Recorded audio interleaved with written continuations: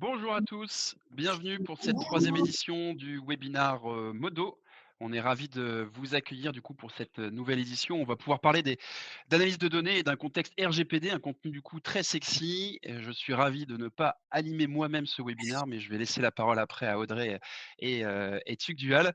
Rapidement, avant de démarrer et de rentrer dans le vif du sujet, je voulais rapidement représenter Modo. Modo, donc, qui est une agence digitale assez récente, qui est née de la fusion de 2 agences digitales qui avaient un peu plus, d'expérience, Monsieur Lucien et la boîte à donuts. Donc Modo est une équipe d'une petite quinzaine de personnes et on accompagne des TPE, des PME, des, ETI sur tout le territoire dans leur communication, digitale. Modo intervient principalement autour de 3 grands axes, le développement web qui correspond à 40 de notre activité. Ensuite, on a tout ce qui va être les leviers, web marketing qui, vont donc correspondre, au SEO, au SEA, aux social ads, au community management et à la rédaction de contenu. Et puis le dernier levier qui représente à peu près 30 de notre activité, qui concerne plutôt le conseil et la formation à travers la mise en place de stratégies, digitales et la formation souvent des collaborateurs de nos clients pour monter en compétences. Comme je le disais en introduction, Modo est assez récent, mais en fait, nos 2 structures, les 2 structures qui avaient fusionné existaient depuis, 2014 et on accompagne toute typologie, de clients dans différents secteurs d'activité, pardon. C'est une volonté chez Modo de ne pas se spécifier sur un seul secteur. Assez parlé de l'agence, je vais vous laisser en compagnie du coup d'Audrey qui est chef de projet au sein de l'agence et de Tugdual qui est responsable, SEO, qui ont plein de choses à vous dire du coup sur l'analyse de données dans un contexte RGPD. Et puis moi, je vous retrouve évidemment à la fin pour répondre à vos questions. Très bon webinaire à tous. Alors, bonjour à tous. Effectivement, je suis Audrey, chef de projet à l'agence Modo. On est ravis de vous retrouver aujourd'hui pour ce webinaire. Effectivement, c'est un sujet qui n'est pas très attractif puisque le RGPD, c'est un sujet que tout le monde repousse plus ou moins. Mais c'est pourtant important de s'y pencher si on ne veut pas avoir de petits soucis avec ta CNIL. Donc, on va commencer par la base de l'analyse. Donc, pour commencer, on va faire une petite définition. Donc, on appelle l'analyse de données aussi le web analytics. Donc, ça consiste tout simplement à venir collecter de la donnée sur un site internet ou une application mobile. Et on va faire cette collecte de données grâce à des outils spécifiques comme Google Analytics. Donc, ça, c'est l'outil le plus répandu sur le marché, mais on voit aussi des solutions nouvelles émerger comme Matomo ou Pivot Pro. On a aussi Piano Analytics, Fathom. Donc, il y a vraiment beaucoup de solutions qui commencent à concurrencer Google Analytics aujourd'hui. Ces outils-là, on les installe sur les sites internet grâce à des codes de tracking, donc au sein même du code. Euh, et donc, à partir du moment où on insère ce petit morceau de code, les actions vont commencer à être suivies. Donc, à chaque fois qu'une page est vue, à chaque fois qu'un clic sur un bouton est effectué, un téléchargement, etc., la donnée commence à être collectée. Donc, si on résume, le Web Analytics, donc on peut suivre de la donnée sur un site web ou une application mobile, qu'elle soit iOS ou Android. On va venir y ajouter un outil de tracking. Et en fonction de l'outil de tracking choisi, pardon, on va y ajouter un outil RGPD. Donc comment ça fonctionne? Nous, à l'agence, on utilise un CMP. CMP, c'est Consent Management Platform. Donc le plus utilisé, en tout cas chez nous, ça va être Acceptio. Donc, c'est la bannière de cookies qui s'affiche sur un site internet quand vous arrivez dessus la première fois et qui vous demande si vous êtes OK ou non pour être suivi et pour avoir un cookie déposé sur votre navigateur. Il faut savoir que ce seul outil-là utilisé sur un site internet ne va pas suffire à ce que votre site soit conforme RGPD, puisqu'il faut y associer un consent mode. Donc ça, c'est un sujet un peu plus technique sur lequel on pourrait faire un autre webinaire. Mais il faut savoir que sans ce consent mode qu'on configure via Google Tag Manager, le choix de l'utilisateur en fait n'est pas pris en compte. Donc, il faut vraiment associer ces deux outils-là. Et c'est d'ailleurs un point clé que la CNIL va regarder lorsqu'elle audite un site internet. Euh, donc, ça va vraiment permettre, si l'utilisateur choisit d'être suivi, OK, le cookie va être déposé. Et si l'utilisateur refuse d'être suivi, le cookie ne doit pas être déposé. Donc, voilà. Ensuite, les objectifs du Web Analytics, donc on en observe 3 majoritairement. Donc le premier objectif, ça va vraiment, d'avoir une connaissance plus approfondie de votre audience. Alors bien sûr, vous savez qui est la cible de votre, site internet, de votre business, mais ça va vraiment permettre d'affiner cette connaissance-là, donc avec des données comme, l'âge, l'emplacement géographique. Donc ça va vraiment vous permettre de, mieux cibler à terme vos campagnes marketing et surtout aussi d'adapter le contenu à votre cible, puisque vous allez mieux la connaître. Ensuite, deuxième objectif du Web Analytics, ça va vraiment venir améliorer l'expérience utilisateur puisque vous allez pouvoir observer les comportements des internautes pendant leur navigation, repérer éventuellement des points de friction sur certaines pages, sur certaines étapes, notamment en e-commerce par exemple, et observer la déperdition entre des étapes clés du parcours client. Donc là, que ce soit en e-commerce ou en site de génération de leads, vous pouvez avoir des étapes clés comme l'ajout au panier, le paiement, euh, téléchargement d'un fichier stratégique ou demande de devis. Et ça va vraiment vous permettre de voir s'il y a des déperditions entre les étapes clés et ainsi de corriger certains problèmes et d'améliorer l'expérience utilisateur. Enfin, dernier point, la mesure de la performance. Donc, on sait qu'un site internet, c'est souvent beaucoup d'investissement pour une entreprise. Donc, c'est bien de pouvoir mesurer le retour sur investissement et voir si le site est vraiment performant ou à la hauteur de vos attentes. Donc, ça va forcément être utile pour connaître en fait la répartition de trafic entre vos différents canaux d'acquisition. Est-ce que c'est le référencement naturel, le référencement payant, les réseaux sociaux qui vous apportent le plus de trafic et quels sont le ou les canaux les plus performants pour arriver à vos objectifs. Donc, le Web Analytics, est-ce que ça s'adresse à tout le monde? Est-ce que vous en avez vraiment besoin? Je pense que si vous assistez à ce webinaire, c'est que vous êtes déjà convaincu de son utilité. Mais aujourd'hui, on va vous présenter 5 profils à qui s'adresse plus particulièrement le Web Analytics, avec 2 points de vigilance avant de commencer. Le premier, c'est souvent on a tendance à penser j'ai un site internet, il me faut absolument du coup une solution Analytics. Alors, il faut savoir qu'une solution Analytics, pour pouvoir l'exploiter, il faut que les données soient très bien configurées. On a souvent eu le cas de clients qu'on récupérait où on se rendait compte que voilà, le code de tracking était mal positionné. Donc, par exemple, on avait 2 fois les pages vues. Et si en fait vous avez un outil d'analytics qui est mal configuré à la base, vous allez faire des observations et prendre des décisions qui sont basées sur des données erronées. Donc ça, c'est vraiment important de prendre le temps au début de l'installation de bien configurer les choses. Ensuite, deuxième point de vigilance, ça rejoint ce que je disais au début avec le consentement. S'il y a une mauvaise configuration de l'outil de consentement et du consent mode, là, vous pouvez vous exposer à des risques financiers et juridiques vis-à-vis de l'ethnie puisque vous ne tenez pas compte du choix de l'utilisateur. Donc, premier profil à qui s'adresse le Web Analytics, ça va être effectivement les entrepreneurs et les propriétaires de sites qui vont vraiment pouvoir s'appuyer sur les données pour prendre des décisions éclairées.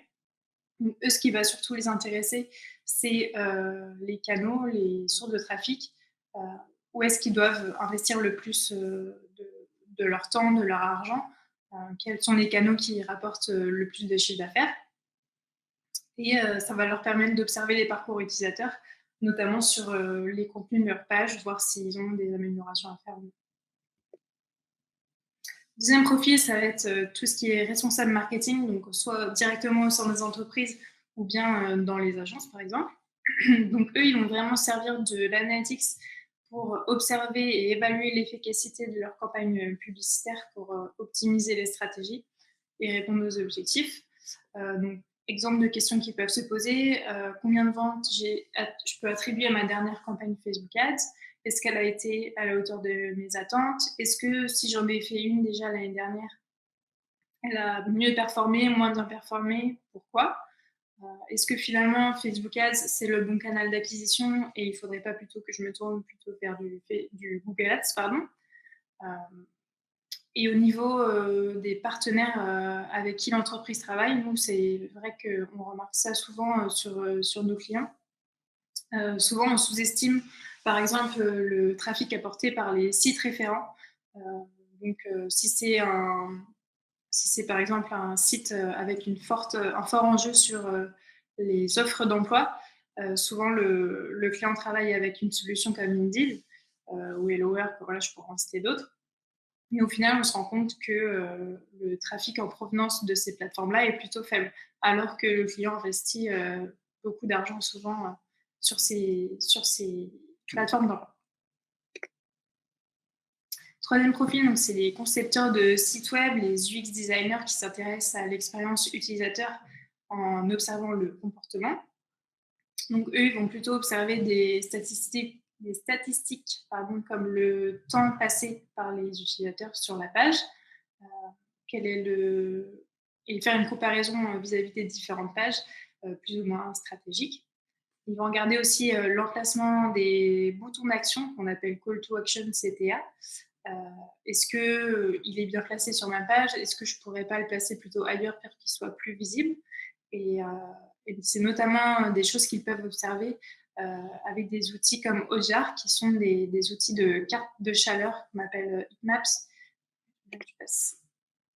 Donc ça ressemble à ça dans l'interface de ces plateformes-là. Et ça aide les UX designers à analyser le comportement. Donc les zones que vous voyez en rouge, c'est des zones qui sont très cliquées, et les zones en verte un peu moins. Et là où il n'y a pas du tout de couleur, c'est que la souris de l'utilisateur ne passe pas. Quatrième profil, donc ça va être les e-commerçants, ceux qui vendent des produits ou des services en ligne.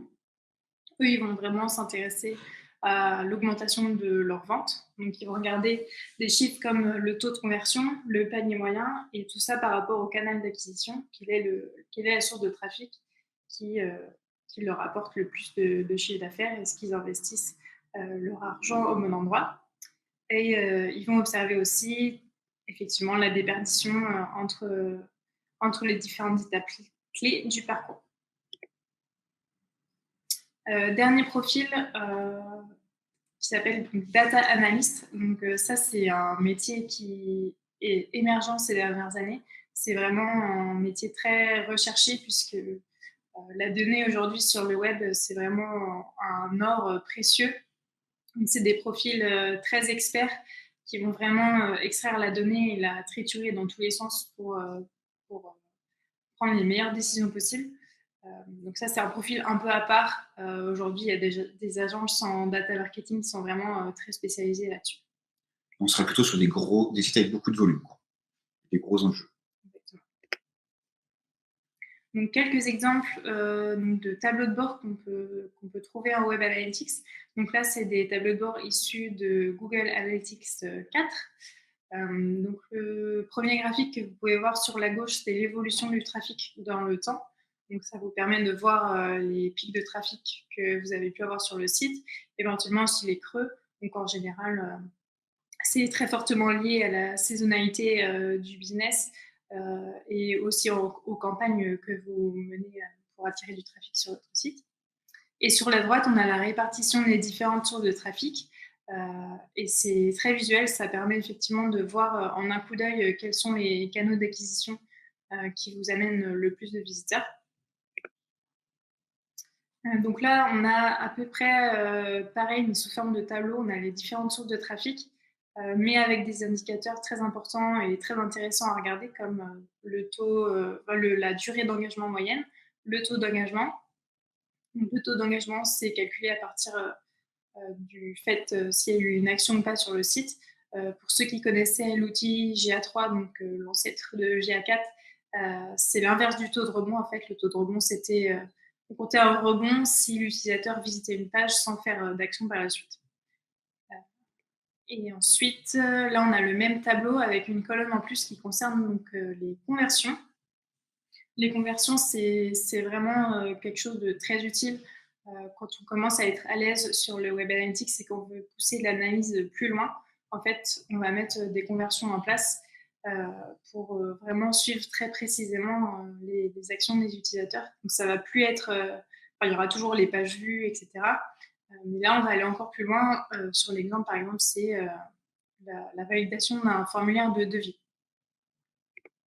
Donc, effectivement, pour aller plus loin sur ces objectifs de conversion, il faudrait mettre en place un plan de tagage. Donc, un plan de tagage, c'est tout simplement déterminer les actions clés à suivre des utilisateurs sur le site Internet. Donc, c'est mis en place via Google Tag Manager, qui est un gestionnaire de balises, qui communique directement avec Google Analytics ou autres solutions comme Matomo ou Piwik. Et donc, ce plan de tagage va vous permettre d'aller plus loin dans l'analyse en répondant à des questions comme combien d'utilisateurs m'ont appelé, c'est-à-dire on va venir traquer les clics sur le numéro de téléphone, combien d'utilisateurs ont envoyé une demande valide depuis le formulaire de contact, parce que souvent on se rend compte que comme il y a des robots, le formulaire de contact peut être envoyé sans vraiment qu'il y ait un intérêt, donc on va venir comptabiliser vraiment les demandes qui ont été envoyées par des humains. Ça peut concerner aussi les téléchargements de PDF, les demandes de devis, les achats sur les sites. Donc, ce plan de tagage, il va vraiment être utile quand vous allez vouloir aller plus loin dans votre analyse. Et donc, une fois que vous aurez mis en place ce plan de tagage, ça va vous permettre en fait de faire des tunnels de conversion. Et quand je parlais tout à l'heure de déperdition entre les étapes clés, je faisais référence à ça. Donc vous allez pouvoir observer le pourcentage d'utilisateurs qui passent d'une étape à une autre ou non, et vous pencher sur les éventuels freins qu'il y a sur vos pages ou sur vos fonctionnalités. Donc pour mettre en place tout ça, comment est-ce qu'on s'y prend? Quelle est la méthodologie un peu à suivre? Donc premièrement, il va falloir que vous définissiez les objectifs de votre site. Est-ce que vous vendez des produits? Est-ce que vous voulez générer des prospects? Est-ce que vous avez besoin dans un premier temps de définir des objectifs de conversion? Donc toutes ces questions-là, elles vont orienter votre choix d'outils, puisque les outils vont avoir leurs spécificités et vont répondre à plus ou moins vos besoins. Donc effectivement, le choix d'outils se base sur les réponses à ces questions. Ça va aussi se baser sur votre politique RGPD en interne. Est-ce que vous voulez déposer des cookies sur le site? Est-ce que vous voulez traquer vos utilisateurs? Est-ce que vous voulez rester sur l'écosystème Google aussi? Puisque effectivement, quand on utilise Google Analytics, en général, on utilise toute la suite, donc, Google Tag Manager, donc, Search Console, etc.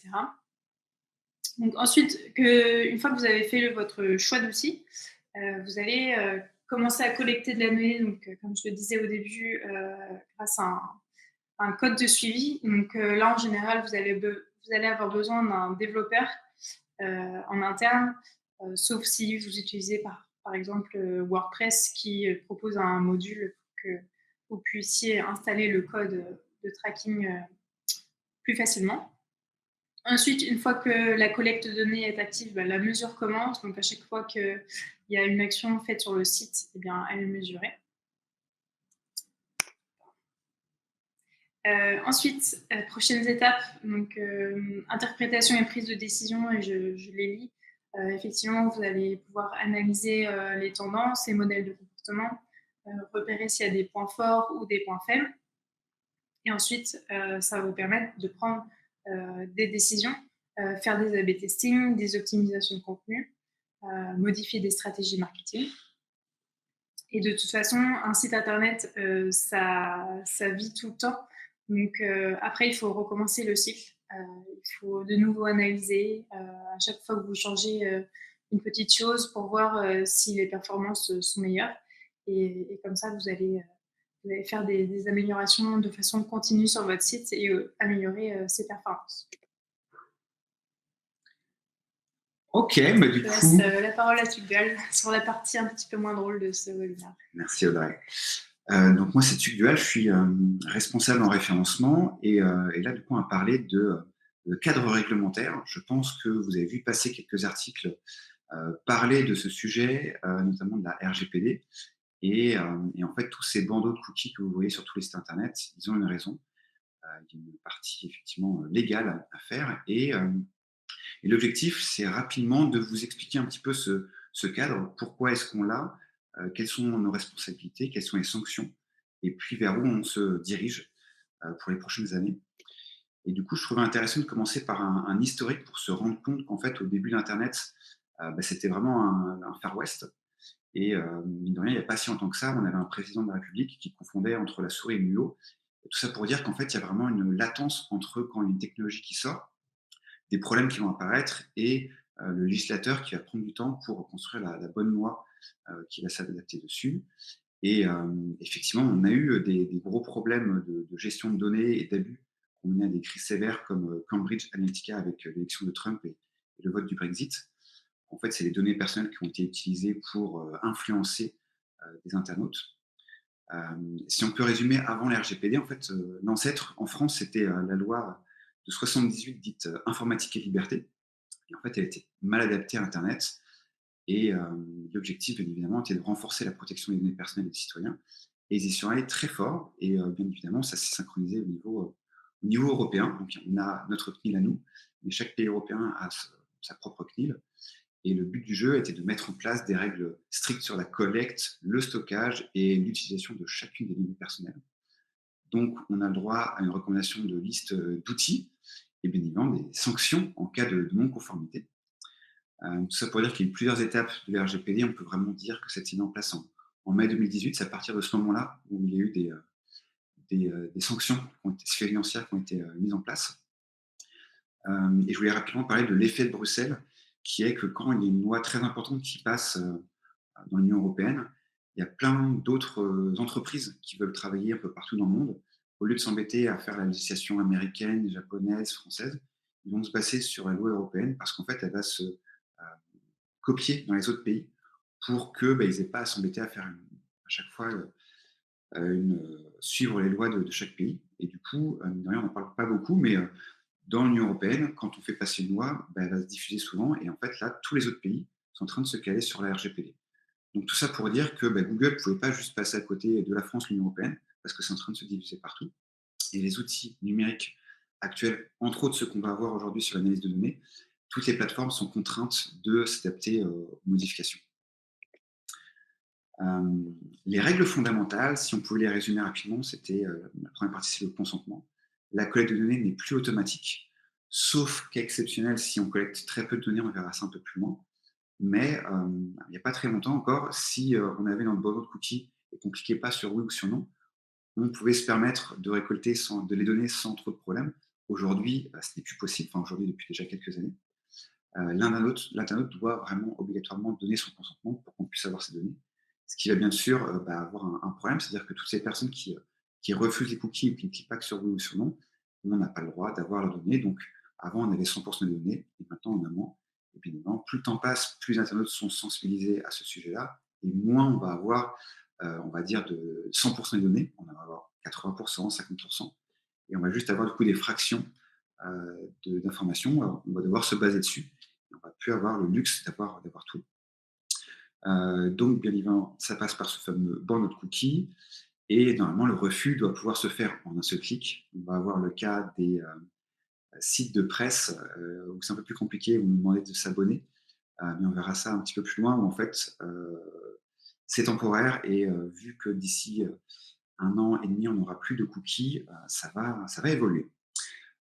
Deuxième règle fondamentale, ce serait la transparence. Les outils de consentement ont automatiquement cette fonctionnalité. Si ça se trouve, vous n'avez pas trop fait attention, mais il y a un petit endroit où on va pouvoir savoir un petit peu informer l'utilisateur sur la manière dont sont stockées, utilisées et protégées les données des utilisateurs. C'est obligatoire à voir. C'est comme les mentions légales, personne ne les lit, mais il faut que ça soit présent. Et ensuite, on a les droits des internautes qui peuvent demander à accéder aux données, rectifier les données ou supprimer leurs données. Dans notre cas, ça n'arrive jamais. Ça sera plutôt des grands sites comme Google, Microsoft ou Facebook, où on peut demander à accéder à toutes nos données et à les supprimer s'il y a besoin. Ils sont dans l'obligation de le faire. Dans les plus petits sites, ça sera vraiment exceptionnellement rare. Au niveau des pénalités, donc on a bien sûr les amendes financières qui peuvent monter jusqu'à 20 millions d'euros ou 4% du chiffre d'affaires annuel mondial si c'est plus élevé. Comment ça se passe? Généralement, on va recevoir un courrier de la CNIL on aura plutôt 1 mois pour agir, 3 mois pour les gros sites. Et quand la CNIL repasse, si on n'est pas en règle, on va avoir du coup cette amende et pour information, une astreinte journalière en cas de non-respect. C'est-à-dire que tous les jours, vous aurez une amende supplémentaire. Et pour nos amis les GAFAM, ils sont à 100 000 € par jour.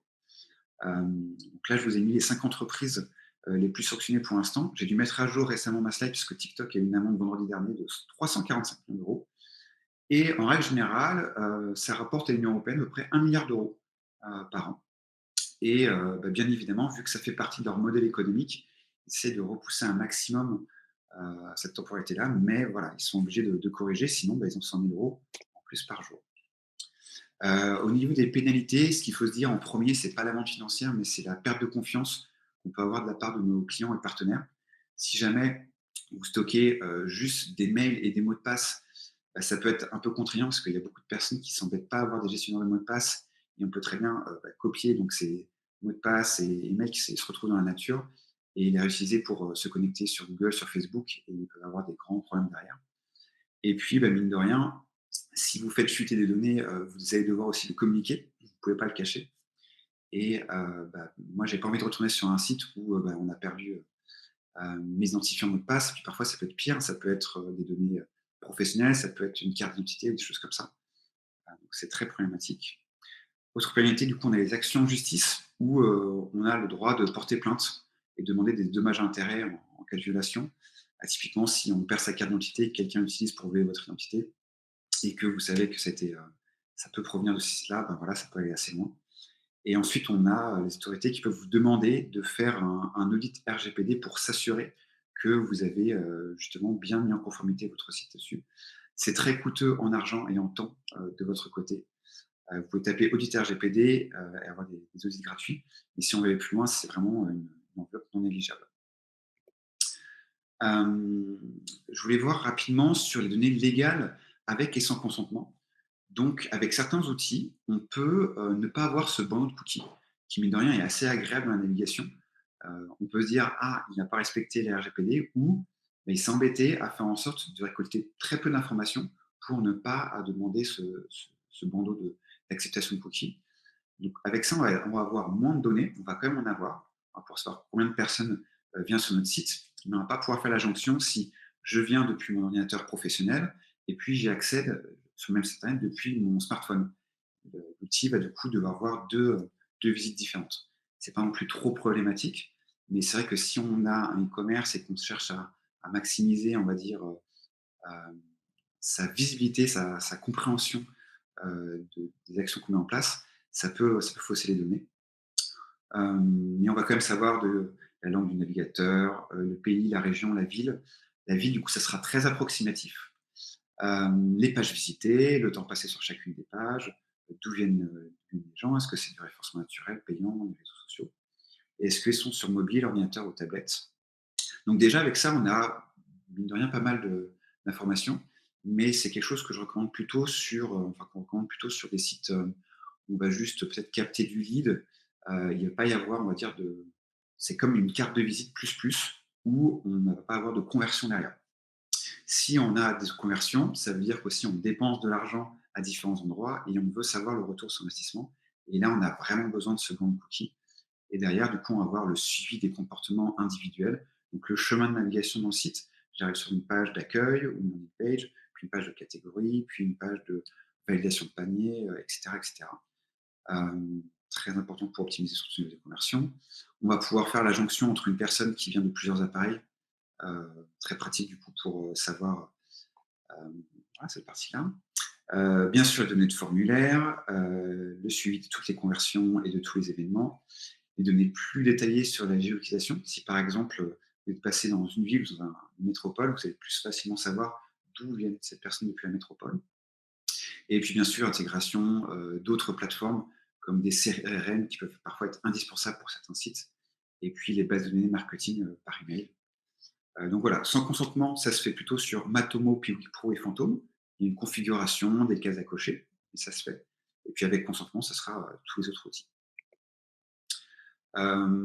Ensuite, on parle tout ça avec de cookies tiers, mais plus le temps passe et plus les navigateurs sont en train de changer de solutions. Mine de rien, les cookies, c'est quelque chose qui date depuis le début d'Internet.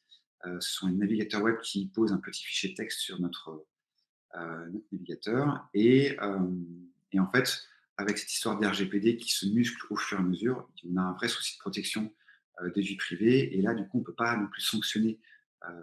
On peut sanctionner cet Internet, mais les navigateurs, c'est un peu plus compliqué. Et du coup, ils sont forcés à modifier.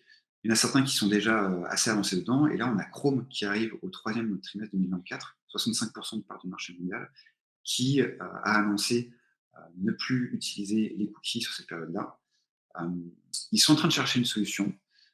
En vrai, ça va être problématique surtout pour Google et les publicitaires. Google qui va vendre des publicités, les publicitaires qui doivent bien cibler les internautes. Donc ça, c'est un peu leur problème à eux. Et nous, de notre côté, on se dit qu'il n'y a pas de souci, on va réussir à retrouver nos informations qu'on souhaite. Il y a un flou, mais il faut être habitué là-dedans. On voit ça comme une série Netflix où il y a des rebondissements. Mais à chaque fois, on arrive à retrouver nos petits. Ce qu'il faut se dire, c'est qu'il y a eu plusieurs expérimentations qui sont déjà passées, certaines qui sont pas passées comme ils voulaient. Mais là, actuellement, la dernière initiative, on croise les doigts, c'est celle qui a fonctionné. Elle s'appelle Privacy Sandbox de Google. Et là, par exemple, on a 1% des utilisateurs sur Chrome qui sont passés sur ces versions-là. Et Google est en train de tester pour s'assurer que son ciblage publicitaire fonctionne toujours. Vous pouvez passer à 1%, 10%, 30%, dans le but qu'au troisième trimestre 2024, on n'ait plus besoin de ces fameux cookies. Donc, est-ce qu'il y aura des bandeaux de cookies? On ne sait pas encore. Est-ce qu'il y aura un bandeau juste pour l'acceptation de la nouvelle technologie? Probablement. Du coup, c'est pour ça que c'est toujours important de suivre la veille sur ces sujets-là. Donc, résumé de la partie légale. On peut ne pas afficher un bandeau d'acceptation de cookies si en interne, c'est important pour nous de montrer à l'internaute qu'on prend très peu de leurs données. Mais ça veut dire aussi qu'on aura très peu de données derrière. On en aura quand même pas mal. Et puis, si on souhaite du coup avoir plus de récoltes de formulaires, de devis, de contacts, si on est commerçant, là, on va vraiment avoir besoin de passer par une seconde cookie. Ça fonctionne avec toutes les solutions d'analytics. Et il y a des détails importants à régler dans GTM sur cette fameuse fonction que quand je coche non, eh bien, ça ne rentre pas dans les outils d'analytics. Ça sera valable pour un prochain webinaire. Et puis, pour finir, on a des nouvelles technologies de tracking d'informations de Analytics. C'est en cours de développement et on suivra rapidement. Tout le monde vous tiendra rapidement informé là-dessus. C'est quelque chose qui sera à suivre du coup pour l'année 2024. Du coup, rapidement sur les outils recommandés, on a Google Analytics 4 où on a déjà vu quelques impressions d'écran plus tard.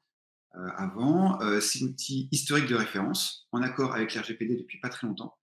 Les avantages, c'est que c'est gratuit, c'est ergonomique, c'est pratique si jamais vous devez le partager à différents collègues pour qu'ils l'utilisent eux-mêmes. C'est facile d'intégration, compatible avec tous les outils et une grande précision de données. Inconvénient, la prise en main est un peu longue. Ça continue d'être en développement, donc l'ergonomie va un peu changer mois après mois. Certaines fonctionnalités de GA3 ne sont pas natives, il faut aller les chercher, bidouiller, et puis d'autres ne sont pas du tout encore présentes, comme par exemple les rapports automatiques par mail.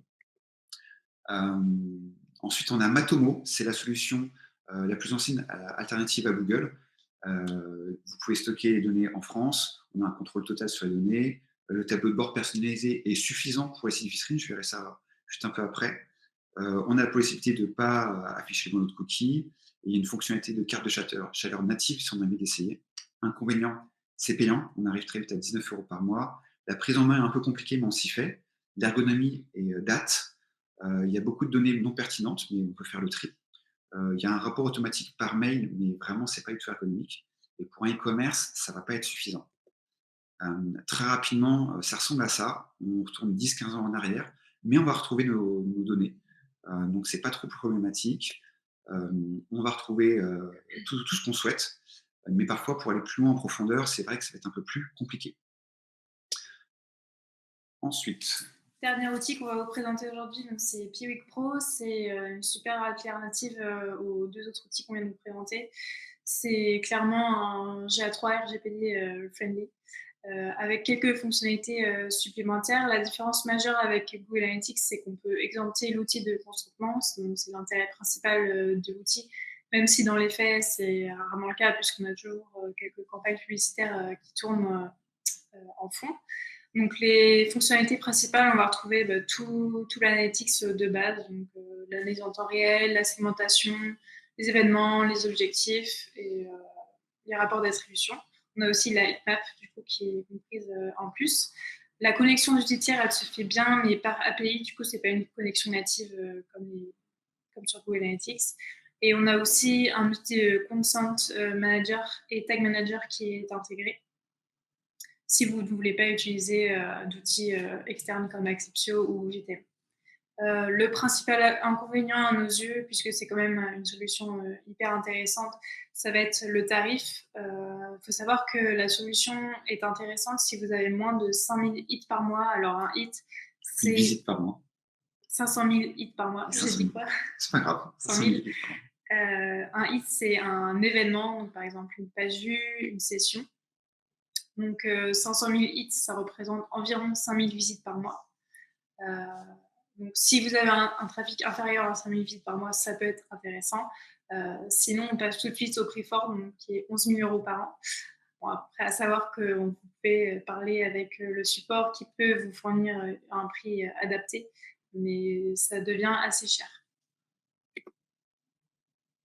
Donc, rapidement, quelques captures d'écran de la solution. Donc, pour ceux qui connaissaient GA3, c'est vraiment très très similaire. Ici, on a la courbe d'évolution du trafic.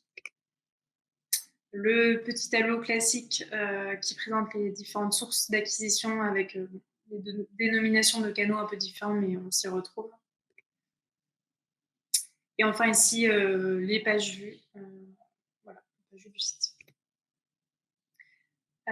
Donc très rapidement, un point sur les tarifs. Donc Google Analytics est totalement gratuit, peu importe les sessions, les événements. Voilà, ça reste un outil qui est gratuit. Pour Matomo, donc on commence à 19 € par mois si vous avez moins de 50 000 hits. Puis après, le tarif évolue. Piwik, on est gratuit donc jusqu'à 500 000 hits. Donc c'est vrai que nous, on vous recommande du coup plutôt Piwik si vous avez un faible trafic. Et après, Matomo si vous commencez à dépasser. Rapidement, un comparatif des 3 solutions qu'on vous a présentées. Donc, on a fait une comparaison vis-à-vis de plusieurs critères. À ce jour, les 3 outils sont considérés comme RGPD. Google Analytics, que depuis très récemment, depuis le 10 juillet. C'est vrai que la Commission européenne a déclaré que c'était OK. La CNIL ne s'est pas prononcée encore à ce jour à ce sujet. Ça va arriver probablement. Ça va arriver probablement. En tout cas, elle ne peut plus mettre d'amende vis-à-vis de ça. Donc le prix, on en a parlé juste avant. Sur la précision des données, c'est vraiment GA4 qui va être le leader là-dessus. Matomo qui a un petit peu de retard sur ce point-là. Au niveau de l'ergonomie, les outils sont OK pour être pris en main avec un petit faible aussi sur Matomo. Facilité d'intégration avec les autres outils, évidemment, ça va être plus facile sur GA4. Mais faisable sur Matomo et Piwik. Site vitrine, donc les 3 outils sont adaptés. Par contre, dès qu'on commence à avoir un site un peu plus complexe, comme un site e-commerce par exemple, on va plutôt recommander GA4 ou Piwik. Matomo le fait, mais ça va vraiment être très limité, donc on préfère ne pas conseiller cet outil-là pour du e-commerce. Merci beaucoup Tugdual et Audrey pour tous ces retours. Alors malheureusement, j'ai pu voir qu'on avait eu quelques bugs de diffusion. Donc oui, pour ceux qui s'y intéressent, il y aura la disponibilité du replay par la suite. Et on proposera aussi à ceux qui s'intéressent un livre blanc. Donc n'hésitez pas à nous l'indiquer directement en commentaire pour qu'on puisse vous l'envoyer sur LinkedIn. J'ai quelques questions du coup à vous poser qui sont remontées. Alors la première, elle vient de Claire, mais vous y avez répondu et vous avez refait un point là-dessus. Est-ce que Google Analytics est compatible RGPD? Vous en pensez quoi? Alors ça, c'est notre série Netflix à nous, où en fait, on est passé de GA3 à GA4, et le but du jeu était de respecter les RGPD. Et Google a bien fait ces choses, il y avait juste un problème, c'était que les données étaient stockées du coup aux États-Unis et les services de renseignement américains pouvaient les consulter. Donc officiellement, ils l'ont jamais fait, mais bon, il ne faut pas trop leur faire confiance. Et c'était le seul point qui bloquait. L'Union européenne a fait non, GA4 ne sera pas RGPD friendly tant que ce point-là n'est pas réglé. Et donc c'est le cas maintenant depuis le 10 juillet. On n'a pas l'information, enfin, on sait que c'est bon, c'est validé par la CNIL, enfin par l'Union européenne, Commission européenne, et on est sur des négociations à ce niveau-là, c'est-à-dire que oui, la NSA, la CIA ont le droit de fouiller dans les données, en contrepartie éventuellement des avantages commerciaux, on va dire, liés au gaz. On est vraiment sur quelque chose de très géopolitique. Et c'est un compromis qui a été fait. Et effectivement, nous, on ne pensait pas que c'était possible, tellement on arrivait à une échéance où franchement, c'était plus possible. Et là, du coup, c'est validé depuis le 10 juillet, sûr et certain. Ok. Après, on est voilà, toujours pas à l'abri d'avoir des nouveaux rebondissements, puisque depuis plusieurs années, c'est un coup c'est oui, un coup c'est non. Pour le moment, c'est oui. C'est ça. Et ça retombe sur nous, on est en bout de chaîne. Et puis, du coup, il faut s'informer là-dessus. Ça marche. On a une question d'Alexandre qui nous demande sur les indicateurs qu'on peut analyser dans une solution analytics. Est-ce qu'il y a une certaine volumétrie à pas dépasser ou est-ce que c'est nos limites? Ça dépend des outils. Après, de toute façon, sur GA4, tu vas pouvoir avoir un nombre d'événements illimité puisque c'est gratuit. Après, sur les autres outils payants comme Piwik et Matomo, comme c'est une facturation en fonction du nombre de hits, comme chaque événement envoie un ou plusieurs hits, ça dépend de l'événement, ça va faire augmenter du coup le nombre de hits mensuels et par conséquent le tarif. Donc après, Il faut faire attention aux événements, qu'on n'ait pas un événement quand je scrolle à 25%, à 50%, à 75%, 100%, sinon on va très vite se trouver avec trop de hits. Donc il faut utiliser avec parcimonie. Ok. On a une question d'Elodie qui nous demande: peut-on trouver le nombre de candidatures et leur provenance en analysant les données de mon site internet? C'est possible, effectivement, il faut un plan de tagage via GTM pour utiliser la balise au bon endroit qui va nous monter l'information dans le site d'analyse. Ok. Autre question d'Olivier: on utilise GTM, mais est-il possible de le plugger à un autre outil Google Analytics? Oui, bien évidemment. On a une balise et après, on renseigne ce qu'on veut dedans. On peut le connecter vraiment à tous les outils. Et après, il n'y a pas que GTM, il y a plein d'autres outils comme Matomo ou Piwik qui ont leur propre système de gestion de balise. On n'est pas du tout forcé et contraint d'utiliser les solutions Google. Ok. Et puis j'avais une dernière question d'Alexandre. Enfin, j'ai pas rechecké depuis, mais existe-t-il un outil légal pour avoir des stats sans aucun cookie? Est-ce qu'il existe des outils légaux? Ouais, pour avoir des statistiques sur un site web, j'imagine, sans avoir besoin d'avoir un cookie, qui s'affiche lorsqu'on se connecte sur un site web. Ouais, du coup, c'est ma slide sur les données avec et sans consentement. Et sans consentement, on avait du coup Matomo, il faut configurer, Piwik Pro, il faut le configurer, mais je crois que c'est plus simple, il y a une case à cocher. Et Phantom, que je ne connais pas, mais qui peut le faire. OK, Donc, il faut faire quelques recherches sur Google et éventuellement ChatGPT pour savoir comment faire, sinon passer par un professionnel. super. Merci Audrey Etugdual. Je vois pas d'autres, questions pour l'instant et puis de toute façon on arrive à la fin de ce webinaire. Désolé pour ceux qui sont arrivés en cours, a priori il y a une erreur de distribution sur, l'URL du live. Comme évoqué, il y aura un replay disponible à mon avis dès cet après-midi. On communiquera dessus bien évidemment et puis il y aura aussi un livre blanc qui sera disponible, donc n'hésitez pas à nous le demander. Pour ceux ou celles que ça intéresse, chez Modo, on a un WhatsApp, business. Le WhatsApp business, en fait, c'est, 3 actus digitales qu'on envoie tous les mardis pour informer nos clients, nos prospects ou qui veut sur des tendances, digitales, social media, SEO, SEA, développement web. Donc si ça vous intéresse de les recevoir, vous pouvez tout simplement, scanner le QR code, qui s'affiche. Évidemment, on n'utilise pas votre numéro de téléphone pour quoi que ce soit d'autre et tous les mardis, du coup, vous recevrez nos, fameuses, 3, actus, digitales. J'insiste bien sur le fait que c'est un WhatsApp business, donc c'est pas un groupe de discussion dans lequel il y a 800 personnes qui seraient juste invisables, c'est vraiment un WhatsApp que vous recevez en one to one. Merci encore d'avoir, été nombreux à assister à ce webinar. Pour ceux que ça intéresse, n'hésitez pas à ajouter TucDual, à ajouter Audrey ou moi évidemment, si vous le souhaitez, sur LinkedIn. Vous avez nos coordonnées. Ça sera un plaisir d'échanger avec vous sur des enjeux liés à l'analyse de données évidemment ou des enjeux un peu plus génériques, pour développer la visibilité web de votre activité. TucDual, Audrey, merci beaucoup pour la préparation de ce Merci. webinaire, pour votre temps et puis à une prochaine fois pour un nouveau webinaire Modo. Au revoir, à bientôt. À bientôt.